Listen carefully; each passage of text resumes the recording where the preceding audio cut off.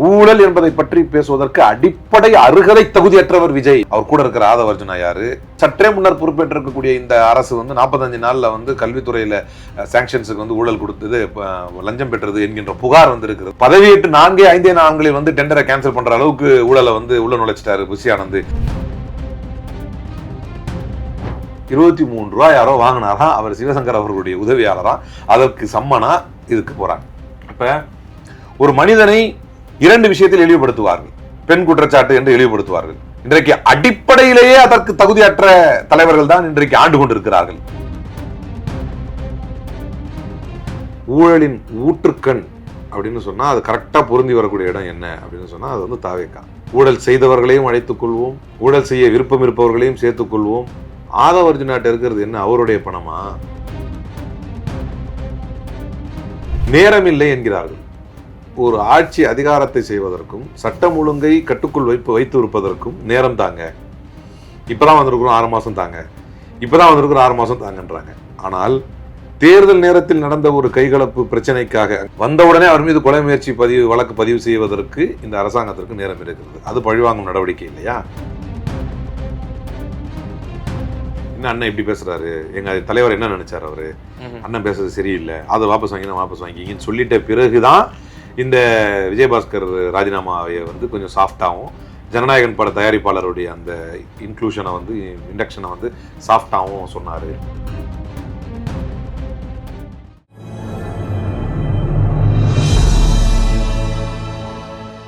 Tamil news நேயர்களுக்கு வணக்கம். இன்றைய சிறப்பு நேர்காணலில் நம்முடைய இருந்திருப்பவர் திராவிட முன்னேற்ற கழகத்தினுடைய சிறுபான்மை அணியினுடைய மாநில துணைத் தலைவர் வழக்கறிஞர் திரு அலிமல் புகாரி அவர்கள். வணக்கம் sir.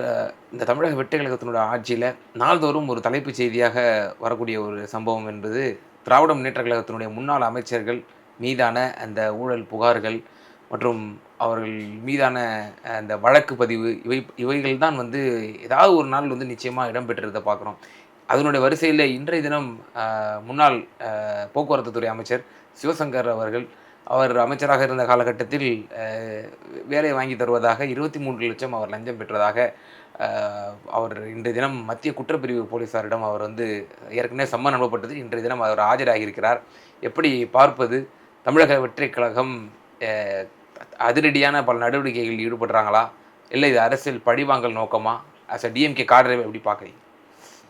Zero tolerance towards corruption அப்படின்றது ஒரு டேக் யூஸ்வலாக சொல்லுவாங்க. தொடமாட்டோம், தொடவும் விடமாட்டோம், தொட்டவங்களையும் விடமாட்டோம் அப்படின்னு சொன்னார் இல்லையா? தொடமாட்டோம் என்று சொன்னது பொய் என்பது அவங்களுடைய 3வது நாளில் தெரிஞ்சிருச்சு. புஷி ஆனந்த் ஒரு கான்ட்ராக்ட் ஒன்றை இந்த பிட்டிங்கை க்ளோஸ் பண்ணி விட்டார். ஏன்னா அதில் ஊழல் நடந்தது கண்டுபிடிக்கப்பட்ட உடனேயே வேறு வழி இல்லாமல் ஆரம்பத்தில் பயங்கரமாக மட்டும் கொடுத்தாங்க அவங்க கட்சிக்காரங்க. அதுக்கப்புறம் அதை முடிச்சுக்கிட்டாங்க. அதற்கு பிறகு தொடர்ந்து கல்வித்துறையில் ஒரு சேங்ஷனுக்கும் ராஜ்மோகன் இவ்வளோ வாங்குகிறாருன்றது இப்போ தான் ஸ்டார்ட் ஆகிருக்கு. ஏன்னா மொத்தமே 45 நாள் தான் ஆயிருக்கு. தொடமாட்டோம் என்று சொன்னதும் போய், தொடவும் விடமாட்டோம் என்று சொன்னதும் போய், தொட்டவர்களை விடமாட்டோம் என்று சொன்னது ஒரு சின்ன சேஞ்ச். அங்கே வர்ற ஒரு சின்ன சேஞ்சு. தொட்டவர்களை விட்டுவிட்டு தொடாதவர்களை தொட்டவர்களாக தொடுவோம் என்பதுதான் விஜய் அவர்களுடைய இப்போ மந்திரமாக இருக்குது. தொட்டவர்கள்லாம் யார் அப்படின்னா, ஒரு பிளாக் டைரி ஒன்று கிடச்சிது. அந்த பிளாக் டைரி கணக்குப்படி எல்லாருக்கும் அப்போ இருந்த டிஜிபி முதற்கொண்டு எல்லாருக்குமே ஊழல் பணத்தில் லஞ்ச பணத்தில் கொடுத்து தான் தமிழ்நாட்டில் தடை செய்யப்பட்டிருந்த குட்கா டிஸ்ட்ரிபியூஷனை விஜயபாஸ்கர் செய்தார் என்கின்ற விஜயபாஸ்கரை இப்போ சேர்த்துக்கிறாங்க. தொட்டவங்களை விட்டீங்களா? அப்போது தொட்டவங்களை விடமாட்டோன்னு சொன்னீங்களே, அதுவா இது? தொடாதவங்களை தொட்டுக்கிட்டு இருக்கிறீங்க. ஒரு முன்னாள் அமைச்சர், அவருடைய உதவியாளர் 23 லட்சம் ரூபாய் லஞ்சம் பெற்றாராம். அவர் உதவியாளரே இல்லை, எனக்கு அவர் தெரியாதுன்னு அவர் டினை பண்ணுறது ஒரு பக்கம் இருக்கட்டும். அதற்கு ஒரு முன்னாள் அமைச்சரை சிசிபி 23 லட்சம் ரூபாய்க்கு நூற்றுக்கணக்கான கோடி ஊழல், விஜயபாஸ்கருடைய ஊழல், நாளே அவர் தாவேகாவில் இணைகிறாராம். அவரை இவர்கள் இணைத்துக் கொள்வார்களாம். அதை கூட விட்டுருங்க. டிவிகே இஸ் நியூ ஏடிஎம்கே என்று சொல்கிறார். யார்? ஆதவர்ஜுனா சொல்கிறார். டிவிகே தான் உண்மையான ஏடிஎம்கே அப்படிங்கிறார். சரி, ஏடிஎம்கே யாருடைய கட்சி? தமிழக வரலாற்றில் ஊழல் குற்றச்சாட்டிற்காக தண்டனை பெற்ற ஒருவர் யார் என்று சொன்னால் முன்னாள் முதலமைச்சர் ஜெயலலிதா அவர்.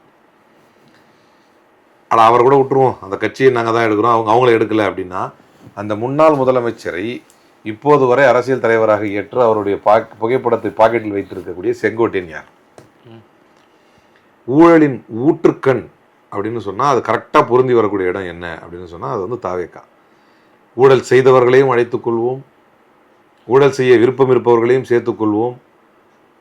ஆதவ அர்ஜுனாட்ட இருக்கிறது என்ன, அவருடைய பணமா? அது எங்கள் சகோதரியை கட்டினதுனால கிடைச்ச பணம் என்று சொன்னது யார்? அவருடைய மைத்துனர், அவருடைய மச்சான் சொன்னார் பாண்டிச்சேரியில். ஆதவ அர்ஜுனாவுடைய பணம் எதுவும் அவர் பணம் இல்லை, அவருடைய சகோதரி பணம். அப்போ அவருடைய சகோதரி பணம் என்ன? லாட்டரி வித்து சிக்கிம் அரசாங்கம் முதல் பல மாநிலங்களுக்கு நஷ்டத்தை ஏற்படுத்தியதாக பல்வேறு மாநிலங்களில் மணி லாண்டரிங் கேஸில் அகப்பட்டிருப்பவர் தான் ஆதவ அர்ஜுனாவுடைய மனைவி.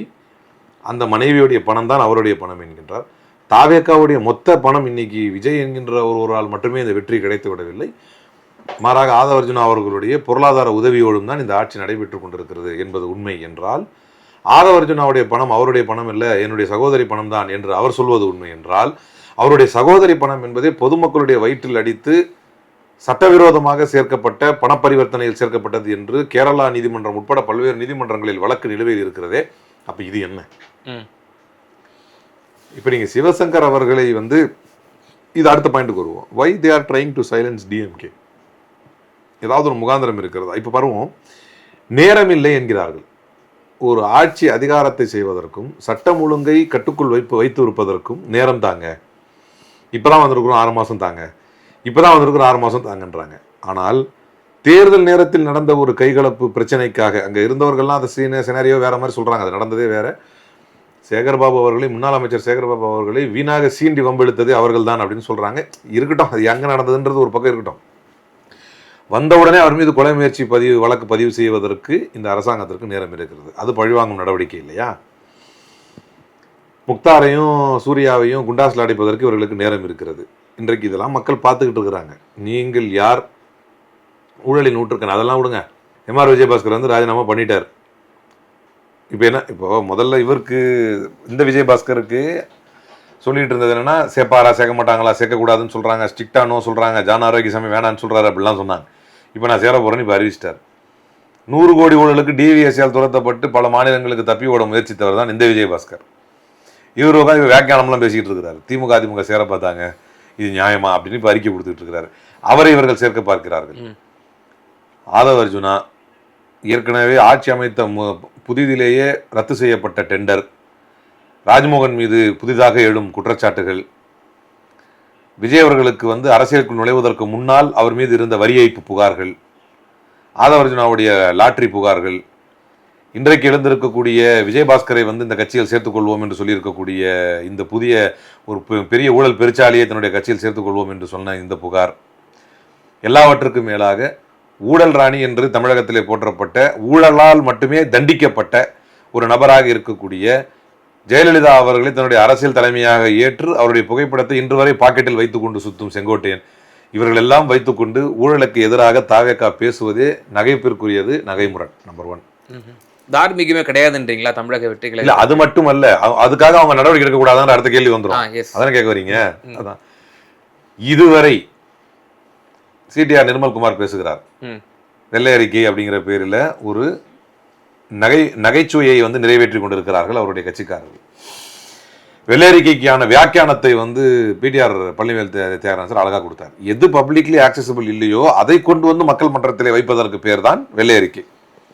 உங்க தேர்தல் அறிக்கையில் இருக்கிற விஷயத்தையே கொண்டு வந்து வேற வெள்ளை அறிக்கை, நீங்க தேர்தல் அறிக்கையில என்ன புழுதி வாரி இறைத்தீர்களோ, என்ன மலத்தை வாரி பூசினீர்களோ அதையே கொண்டு வந்து தேர்தல் இதுல வந்து வெள்ளை அறிக்கைன்னு சொல்றது வந்து ஏற்புடையதல்ல. ஒண்ணு, அதை செய்துவிட்டு நிர்மல்குமார் ஒரு காமெடி செய்தார். என்ன செய்தார் அப்படின்னா, ஏகப்பட்ட 100 கோடிகள் ஊழல் நடந்திருக்கிறது, அதை கண்டுபிடிக்கவே முடியாத அளவுக்கு விஞ்ஞான ஊழல் என்று திராவிட முன்னேற்ற கழகத்தின் மீது சேற்றை வாரி இறைத்தவர்கள் யார் என்று சொன்னால் 3.5% பார்ப்பனர்கள். அவர்கள் தான் முதலாக கமிஷன் அறிக்கை வந்து ஊழல் பற்றி விசாரிக்கப்பட்டு வந்தபோது அப்படி எந்த ஊழலுமே இல்லை என்று சொன்னபோது அப்படி அப்படி அப்படி அந்த வார்த்தையே அந்த கமிஷன் அறிக்கையில இல்லை என்றாலும் அந்த காலத்தில் சோ போன்றவர்கள் அதை பற்றி பேசும் பொழுது துக்ளக்கில் எழுதும் பொழுது என்ன எழுதினார்கள் என்றால் விஞ்ஞான ஊழல் என்று எழுதினார்கள்.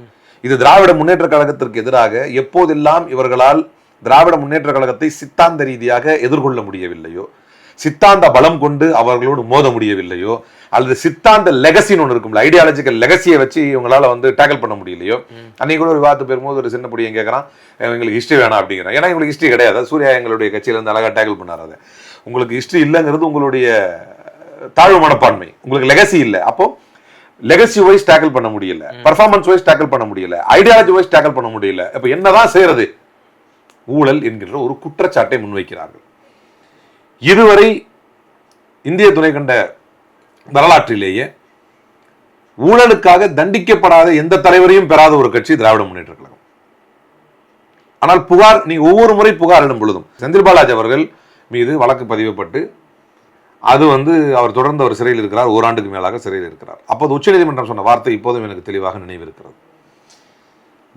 just because the provisions of PMLA Act is stringent, it cannot be used as a tool to incarcerate your political enemies, long incarceration of your political enemies.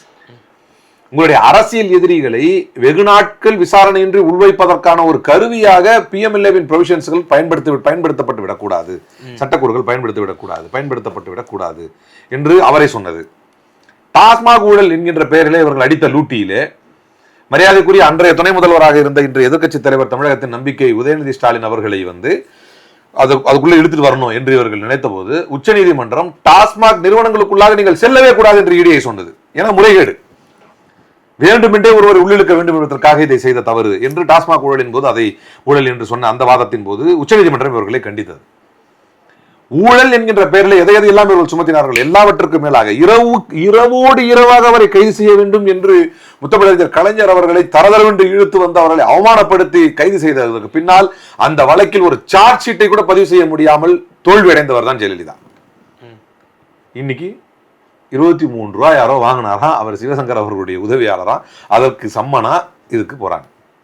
இப்ப ஒரு மனிதனை 2 விஷயத்தில் இழிவுபடுத்துவார்கள், பெண் குற்றச்சாட்டு என்று இழிவுபடுத்துவார்கள். இன்றைக்கு அடிப்படையிலேயே அதற்கு தகுதியற்ற தலைவர்கள் தான் இன்றைக்கு ஆண்டு கொண்டிருக்கிறார்கள்.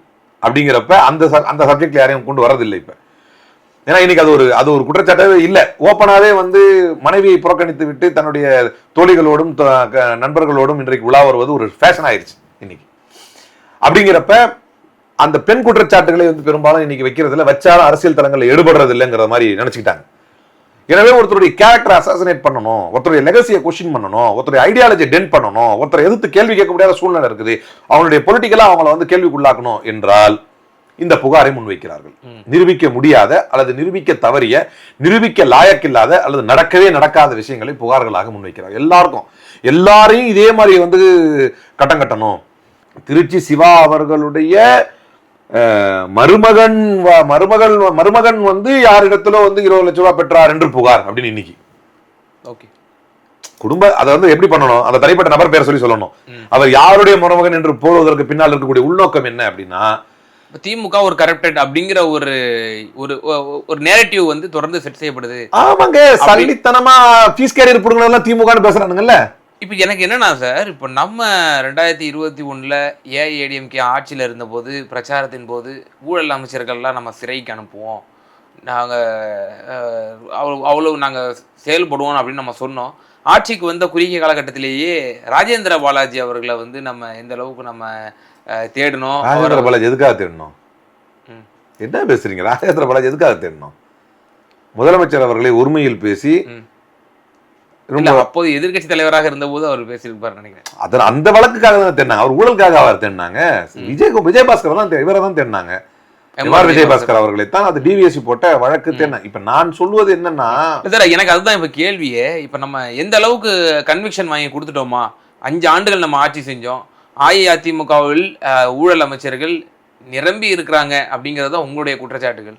இப்போ எந்த அளவுக்கு நம்ம கன்விக்ஷன் வாங்கி கொடுத்துட்டோம், எத்தனை பேருக்கு நம்ம வந்து தண்டனை பெற்று கொடுத்துட்டோம், எத்தனை பேர் நம்ம வந்து கூண்டில் ஏற்றிட்டோம், நம்ம குற்றவாளிகள் கூண்டில் ஏற்றிட்டோம் அப்படிங்கிற ஒரு கேள்வி இருக்கு இல்லையா, பொதுமக்கள் எழுப்புவாங்க. ஒரே பதிலாக சொல்லிடுவா, ஒரே பதிலா சொல்லிடுவா? நீங்க நிச்சயமா நீங்க நீதியரசர்கிட்டயே நீங்க உங்களுடைய வாதத்திறமையால வந்து நீங்க பலருக்கு நியாயத்திறமைன்னு சொல்லுங்க. நியாயத்தின் பக்கம் நீங்க வழக்கறிஞர், கை தேர்ந்த வழக்கறிஞர், அதனால நீங்க வந்து இந்திய வரலாற்றிலேயே ஒரு மாநில கட்சி தன்னுடைய எதிர்கட்சி ஆக இருந்தவர் முதலமைச்சராக இருக்கும்போது ஊழல் செய்தார் என்பதற்காக வழக்கு தொடுத்து அந்த முதலமைச்சரை சிறைக்கு அனுப்பி தண்டனை பெற்றுக் கொடுத்த வரலாறு படைத்த கட்சி திராவிட முன்னேற்ற கழகம். ஜெயலலிதா தண்டனை பெற்ற கட்சி. வழக்கு யாருடைய வழக்கு? அப்புறம் இதுக்கு மேலே பதில் சொல்லணுமா? உங்களுக்கு நேரம் எடுக்கும். ஆனால் நாங்கள் எங்களுக்கு ட்ராக் இருக்கு. உங்களுக்கு ட்ராக் இல்லை என்பதோடு அல்ல, உங்களுக்கு தகுதியே இல்லைன்னு சொல்ல வர்றேன். ஊழலை நாங்கள் வந்து இப்போ என்ன சொல்றாரு, அவர் ஒரு நெரேட்டிவ் செட் பண்ணணும்னு நினைக்கிறாரு. அங்கே ஒரு டைலாக் அடிச்சார் இல்லையா சட்டமன்றத்தில், தொடமாட்டோம், தொடவும் விட மாட்டோம், தொட்டவங்களையும் விட மாட்டோம்னு எழுதி படிச்சு வந்து மனப்பாடம் பண்ணி டைலாக் அடிச்சார் இல்லையா? அந்த டைலாகுக்கு ஏதாவது ஒரு ட்ராக் வேணும் அப்படிங்கிறதுக்காக ட்ரை பண்ணிட்டு இருக்காரு. நாங்கள் என்ன சொல்றோம் அப்படின்னா 2 புள்ளிகளை முன்வைக்கிறோம். ஒன்று, ஊழல் என்பதை பற்றி பேசுவதற்கு அடிப்படை அருகதை தகுதியற்றவர் விஜய் என்பதற்கான காரணங்களும் நான் அடுக்கினேன். அவர் கூட இருக்கிற ஆதவ அர்ஜுனா யாரு? சற்றே முன்னர் பொறுப்பேற்றிருக்கக்கூடிய இந்த அரசு வந்து 45 நாள்ல வந்து கல்வித்துறையில சாங்ஷன்ஸுக்கு வந்து ஊழல் கொடுத்தது, லஞ்சம் பெற்றது என்கின்ற புகார் வந்து இருக்கிறது. அது இன்னும் அடுத்த கட்டத்தை நோக்கி செல்ல வேண்டியது இருக்கிறது. பதவியேற்று 4-5 நாட்களில் வந்து டெண்டரை கேன்சல் பண்ற அளவுக்கு ஊழலை வந்து உள்ள நுழைச்சிட்டாரு புசி ஆனந்த் என்கின்ற புகார் வந்து தான் அவர் முதல்ல அதை முட்டு கொடுத்துட்டு அதுக்கப்புறம் பின்னால் இல்லைன்னு சொன்னாங்க என்பதை சொன்னோம். இது ஒரு பக்கம். ஊழல் குற்றச்சாட்டில் தண்டிக்கப்பட்ட ஜெயலலிதா தமிழக இந்திய வரலாற்றில் ஒரு முதலமைச்சர் ஊழல் குற்றச்சாட்டுக்காக தண்டிக்கப்பட்டு சிறை போனார், கன்விக்ட் ஆகி ஜெயிலுக்கு போனார். அந்த முதலமைச்சருடைய, அந்த முன்னாள் முதலமைச்சருடைய புகைப்படத்தை பாக்கெட்ல வச்சிருக்கிற செங்கோட்டையன் என்கின்ற ஒரு பாயிண்ட் போதும் ஊழலை பற்றி பேசுவதற்கு தகுதியற்ற கட்சியாக தாவேகா இருக்கிறது என்பது ஒரு பக்கம் ஆயிரும். அடுத்த புள்ளிக்கு தான் நான் வந்தேன். திரும்பவும் எங்களை காயின் பண்ணா இது வரைக்கும் ஏதாவது ஒன்று ப்ரூவ் பண்ணியிருக்காங்களா வரலாறுல? இத்தனைக்கும் ஒரு முன்னாள் முதலமைச்சரை இரவில் உறங்கி கொண்டிருந்தவர்களை வம்படியாக இழுத்து வந்து இதென்ன ஜுஜுபி, அதுதான் சொல்றேன், இதென்ன ஜுஜுபி வம்படியா வலிச்சுட்டு போய் உள்ள வச்சு அதுல ஒரு சார்ஜ் ஷீட் கூட ஃபைல் பண்ண முடியாம தோத்து போனாங்க. அப்ப திரும்ப என்ன சொல்றேன் அப்படின்னா, நீங்க என்ன பண்ணீங்கன்னு கேட்ட கேள்விக்கு நான் பதில் சொல்லிட்டேன். ஜெயலலிதாவே ஜெயிலுக்கு அனுப்பணும். இதுக்கு மேல உங்களுக்கு பெருசா சொல்றது ஒண்ணு இல்ல. சரியா? இவங்களை இந்த துகுடாஸ்ல வந்து ஜெயிலில் அனுப்புறது பெரிய விஷயமே கிடையாது. இந்த வழக்கு இதெல்லாம் வந்து சிபிஐ இன்னொன்னு வந்து சாங்ஷன் கொடுக்கணும் கவர்னர். அந்த இஷ்யூஸ்லாம் இருந்துச்சு. சொல்லுங்க. ஓகே, அதாவது தாவேகா அரசு இந்த அரசு இயந்திரங்களை இவர்கள் பயன்படுத்தக்கூடிய விதம் என்பது அதிமுகவில் குறிப்பாக அம்மையார் ஜெயலலிதா அவர்கள், இப்போ நீங்க உதாரணத்துக்கு குறிப்பிட்டீங்க, நள்ளிரவில் வந்து அத்துமீறி திமுக தலைவரை வந்து கைது செய்தது, சார்ஜ் ஷீட் கூட பதிவு செய்ய முடியாமல் தோற்று போனது, அவள் அந்த மாதிரி விவகாரம்லாம் பார்த்தோம். அதுக்கு சற்றும் சளைக்காமல் அதே பாணியவே திரு விஜய் அவர்கள் கடைபிடிக்கிறார் என்று நீங்க நினைக்கிறீங்களா? இல்ல, அந்த பாணியை கடைபிடிப்பதற்கான அடிப்படை தகுதி கூட விஜய்க்கு இல்லையே. அதை ஜெயலலிதா செய்யும் போது இந்த மைனாரிட்டி கவர்மெண்ட் நடத்திட்டு இருந்தாரா? அதை ஜெயலலிதா செய்யும் போது கூட அவருக்கு ஒரு உள்நோக்கம் வந்து ஒரு உள்நோக்கம், தப்பு, கேவலமான எண்ணம். ஆனால் அவங்களுக்கு ஒரு ஜஸ்டிபிகேஷன் அது இருந்துச்சு. என்னன்னா, நான் ஜெயிலுக்கு போனேன்ல அவங்க காலத்துல அப்படின்னு. நீங்க இப்படி கேவலமா வந்து திராவிட முன்னேற்ற கழகத்தின் மீது மலத்தை வாரி வீச வேண்டும் என்று விஜய் நினைக்கிறார் என்றால், ரொம்ப சிம்பிளான உதாரணம், கரூர் விவகாரம் முதற்கொண்டு எல்லா விவகாரத்திலும் உங்களிடத்தில் மிக கண்ணியமாக நடந்து கொண்டவர் எங்கள் முதலமைச்சராக இருந்தவர். ஜெயலலிதா கம்பேர் பண்றது எவ்வளவு ஒரு தனியார் தொலைக்காட்சி விவாதத்தில் சொல்லியிருந்தீங்க, ஒரு ஆதங்கமா சொல்லியிருந்தீங்க, எங்க தலைவர் ரொம்ப ஜனநாயகவாதியா வந்து எல்லா இடத்துலயும் இருந்துட்டாரு, கைது பண்ணிருக்கணும் அந்த சமயத்துல. என்னுடைய கருத்து, அல்லு அர்ஜுன் கைது பண்ணது வந்து கேளிக்கை நிகழ்ச்சி. இவரை கைது பண்ணிருக்க முடியும், அந்த நேரத்தில் கைது பண்ணிருக்கலாம், கைது பண்ணிருக்க வேண்டும். ஆனால் அதை அவர் செய்யல. ஆனா அதை அவர் செஞ்சது சரி, சட்டத்துக்கு உட்பட்டு செஞ்சார். அதான் அன்னைக்கு நான் சொன்னேன். பிரைமா ஃபேசி வந்து அன்னைக்கு பர்மிஷன் வாங்கினவங்களும் அந்த பொறுப்புல உள்ளவங்கள தான். அவங்கள கைது பண்ணாங்க. சில பேர் were on run, some people were on run, police was chasing them. அதுக்கப்புறம் வந்து அவங்க பின்னை பெற்றாங்க, வந்தாங்க. இவரை உள்ள கொண்டு வரணும்னா அது விசாரிச்சு அவருக்கு அதுல பங்கு இருக்கா, அவர் தாமதமாக வந்ததுதான் காரணமா அப்படிங்கிறது வந்து விசாரிச்சு தான் செய்யணுங்கிறதுல அவ்வளவு நேர்மையா இருந்தார். அதுல ஒரு குறைந்தபட்ச நேர்மை. இப்போ ஜெயலலிதா வந்து இடக்கு முடக்கா ஒரு முடிவெடுத்து செய்யணும்னு நினைச்சது, அதுவும் ஜனநாயக விரோதம், தப்புங்கிறது வேற. அவங்க செஞ்ச தப்புக்காக திமுக அவங்களை கைது பண்ணிருச்சு அப்படிங்கிறதுக்காக, செய்யாத தப்புக்காக திமுக அவங்க கைது பண்ணணும்னு நினைச்சாங்க. இங்க அது கூட நடக்கலையே உங்களுக்கு. நீங்க ஜெயலலிதாவோட கம்பேர் பண்றதுனால ஒண்ணு. ரெண்டாவது, உங்களுக்கு ஒண்ணு அப்படி அறுதி பெரும்பான்மை கிடைச்சிடலையே. மக்கள் உங்களை வந்து ஆளணும்னு, நீங்க தனியா ஆளணும்னு விரும்பலையே மக்கள். உங்களை வெளியிருந்து ஆதரிக்கக்கூடிய கம்யூனிஸ்ட் கட்சி இன்னைக்கு நீங்க நடத்துற கூட்டணி நிகழ்ச்சியில கூட கலந்துக்காம வெளியே தானே நிக்குது. இந்த பவுஸ்ல உங்களுக்கு இவ்வளவு பழி வாங்குற என்னமான்னு கேட்கிறேன். அதுக்குள்ள மக்கள்கிட்ட வந்து, சார் மக்கள்கிட்ட ப்ரூவ் பண்ணணும்னா நான் என்ன சொல்றேன்னா, ஒருத்தர் குற்றமே செய்திருக்கட்டும், நான் ரெண்டா வச்சுக்கிறேன். ஒன்று வந்து அட்மினிஸ்ட்ரேஷன், இன்னொன்று வந்து ஏற்கனவே நடந்த தவறுகளுக்கான தண்டனை. இப்போ ஏற்கனவே நடந்த இதுக்கு எதுல ப்ரையாரிட்டின்னு வச்சுக்குவோம். இந்த ஒரு லாஜிக்கான ஒரு டிபேட் வருவோம். ஏற்கனவே நடந்த பிரேயர் கவர்மெண்ட்ல நடந்த மிஸ்டேக்ஸுக்கான தண்டனை என்பது நீங்க கொஞ்சம் கூட பொறுமையா எடுத்துக்கலாம். ஏன்னா அவங்க இப்ப பவர்ல இல்ல, விட்டா அவங்க என்ன செஞ்சுக்கிட்டே போவாங்கன்னு சொல்றதுக்கு. ஆனா அவங்களுடைய அட்மினிஸ்ட்ரேஷன்ல நீங்க கான்சென்ட்ரேட் பண்ண வேண்டியது பிரைமரியா, இவங்களை அவங்க தப்பே பண்ணிருந்தாலும் அவங்களை பீனலைஸ் பண்ண வேண்டியது பிரைமரியா? அட்மினிஸ்ட்ரேஷன்ல கோட்டை விட்டுட்டு இருக்கீங்க. நேத்து ஆணவ படுகொலை தூக்கி மாட்டி விட்டான் மயிலாடுதுறையில, தரங்கம்பாடியில 2 பேரை அடித்து கொண்டுதான் மாட்டினாங்களா என்னன்னு தெரியணுன்றதுக்கு ஆணவ கொலைக்கு எதிராக பேசணும்னு குட்காவை தூக்கி போய் 150 கிலோ குட்காவை கொண்டு போய் இடிச்சு மாட்டிருக்கான் ஒரு தாவேக பிரமுகர். நாடு சீரழிஞ்சுக்கிட்டு இருக்கு தமிழ்நாடு. எங்க குற்றமே செஞ்சிருக்கட்டும், நான் அதான் சொல்றேன், ஒரு வாதத்துக்கு சொல்றேன், குற்றமே செய்திருக்கட்டும். இந்த 2ல பிரையாரிட்டி வந்து நீங்க கவர்னன்ஸ் கொடுத்துருக்கணும், அட்மினிஸ்ட்ரேஷன் கொடுத்துருக்கணும். when it comes about administration and governance you seek time. எனக்கு 6 மாசம் கொடுங்க அப்படிங்கிறீங்க. when it comes about revenge, என் பாஷையில உங்க பாஷையில கவர்மெண்ட்ல இருந்தவங்க நடவடிக்கை, அதுக்கு டைம் கேட்கலையே, உடனே செய்றீங்களே. அப்ப என்ன தெரியுது? உங்களுக்கு நேரம் இருக்குதுன்னு தெரியுது, ரொம்ப ஃப்ரீயா இருக்கிறீங்கன்னு தெரியுது. அப்ப அந்த 6 மாசம் டைம் கேட்கறது பொய்ன்னு தெரியுது. இதனால என்னமோ தெரியல, கம்யூனிஸ்டுகள் வந்து நீங்க கூப்பிட்டுருக்கிற நிகழ்ச்சியில கூட அவங்க கலந்துக்கல அப்படின்னு புரியுது. அப்ப இதுல இருந்து அந்த கூட்டணி நிகழ்ச்சிகளுக்கே ஒரு குற்ற உணர்ச்சி வந்து இன்னைக்கு இவர் சொல்லியிருக்காரு பாருங்க, எங்க முன்னாள் அமைச்சர் ஒருத்தர் சொல்லியிருக்காரு, MRK பன்னீர்செல்வம் அழகா சொல்லியிருக்காரு பாருங்க. திருமாவளவன் அவர்களுக்கு அந்த இது இருக்கிறதுனாலதான், நன்றி உணர்வு இருந்ததுனாலதான் அவர் ஒரு நெருடலா இருக்கிறாரு. ரொம்ப நான் அதை ரொம்ப எதிர்பார்க்கறேங்க. எனக்கு மட்டும் சொன்னா நினைக்கிறேன், we are waiting for that. நாங்க அங்கீகாரம் பெற்றதே திமுகவால தான் அப்படின்னு சொல்லி அவர் நற்சான்று கொடுத்திருக்காரு திராவிட. we are waiting for that OG Thiruma to be back. நான் அன்னைக்கே சொன்னேன், நான் ஒரு வாட்டி அவர் ரொம்ப மன நெருக்கடி இருக்காருன்னு. ஏன்னா எங்கேயோ தூரத்துல இருந்து அவரை நேசித்தவர்கள் நாங்க. அந்த எண்ண ஓட்டங்கள் எந்த லாப நஷ்டத்துக்கும் இல்லாம திரும்ப இப்படிப்பட்ட அந்த ராஜினாமா செஞ்சுட்டு வர்றது, இந்த அதிகார துஷ்பிரயோகத்துக்கு வந்து ஒரு உட்கட்சி விவகாரம் படிச்சிருந்தேன், ரிப்போர்ட்டர்ல படிச்சிருந்தேன். ரொம்ப திமிரா ஆதவ பேசுறாரு திருமா கிட்ட, நீங்க என்ன இப்படி பேசுறீங்க அப்படி போட்டுருக்காங்க. நீங்க இந்த மாதிரி போட்டிருக்காங்க, அதுல படிச்சதான் சொல்றேன், நம்மளா இதை சொல்லல. அதாவது எப்படின்னா திருமா அவர்களுடைய இவருக்காக காத்து கிடந்தாங்க, ஆதரவு கொடுங்கன்ட்டு. அதான் அவங்க பிஏ நீங்க வாபஸ் வாங்கதான் வாங்கிக்கிங்க. என்ன அண்ணன் இப்படி பேசுறாரு, எங்க தலைவர் என்ன நினைச்சாரு அவரு, அண்ணன் பேசுறது சரியில்லை, அதை வாபஸ் வாங்கிக்கிங்கன்னு சொல்லிட்ட பிறகுதான் இந்த விஜயபாஸ்கர் ராஜினாமாவை வந்து கொஞ்சம் சாஃப்டாகவும், ஜனநாயகன் பட தயாரிப்பாளருடைய அந்த இன்க்ளூஷனை வந்து இண்டக்ஷனை வந்து சாஃப்டாகவும் சொன்னார் அப்படின்னு அது எழுதியிருக்கு. அது ஒரு ஏற்புடையதாகவும் இருக்கு. இப்படி செயல்பாடுகள் நடக்கிறதாகவும் பார்க்குறோம். ஒரு பேலன்சிங்கில் அவர் ட்ரை பண்ணிட்டு இருக்கிறாரு. ஆனால் அவரிடத்துல ஒரு நன்றி உணர்வு என்பதும் ஒரு நியாயமான திங்கிங் என்பதும் அது எப்படி இல்லாமல் போகும். ஒரு ஓவர் நைட்டில் ஒருத்தர் வந்து அப்படியே மொத்தமாக மாறிடுவாங்களா? இருக்காது.